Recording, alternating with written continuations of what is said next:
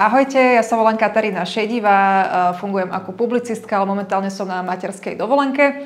A vyštudovala som na Viedenskej univerzite publicistiku, pracovala som pre mediálny dom, taký bulvárnejší, fotila som s modelkami, robila som rozhovory. No a potom jedného pekného dňa som prežila takú osobnú konverziu na katolícku vieru a asi preto sa práve teraz nachádzam tu. Možno poznáte moje zamyslenia pre Slovo Plus alebo blogy pre denník Postoj, no ale teraz sa vlastne na vás teším už v novom projekte Kultúra, ktorý sa bude niesť viacej v tom audiovizuálnom obsahu a ja si vyskúšam novú rolu moderátorky, tak teším sa na vás.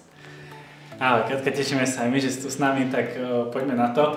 Vlastne už si povedala, že čomu sa venuješ, tak idem na ďalšiu otázku, aké je tvoje obľúbené jedlo? Fúha, asi špagety bolognese s parmezánom, alebo ešte špagety s krevetami, ale celkovo cestoviny. To je rýchla na prípravu, zároveň sa tam dá kulinársky aj vychať. Ja som videl nejaké tvoje storky na Instagrame teraz víkendu. Hej, ja veľmi rada varím a toto je teda jedno z obľúbených jedál môjho manžela. Práve tieto špagety s krevetami, takže to pomerne často robím, ak je dobrá cena za krevety práve v obchode. Obľúbená farba? Obľúbená farba je hnedá. Prečo?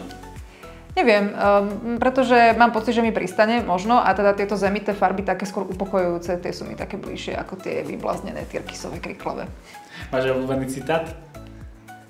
Áno, nie.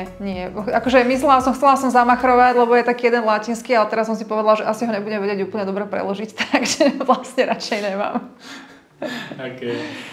Aké témy ťa zaujímajú dnes, zrovna teraz a vieš, čo tak aj vidíš, keď sa dívaš na okolitý svet, čo by si mu chcela tak vykričať?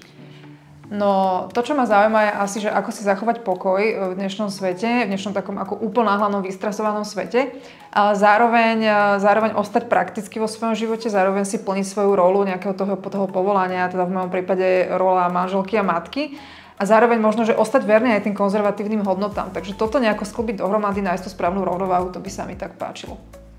OK. Bude toto zrovna niečo, čo by si chcela aj cez ten projekt Kultúra vlastne tak priniesť? Určite áno. Jednak sa pýtať možno nejakých zaujímavých ľudí, zaujímavých tvári, ale možno niekedy aj úplne obyčajných ľudí a porozprávať sa tak na rovinu o tom, že čo nás obklopuje, ako to my nejako osobne prežívame, možno v tom manželstve, v domácnosti, v materstve, ale možno aj v takom obyčajnom nejakom ženskom svete, čo my ako ženy prežívame nejako duševne.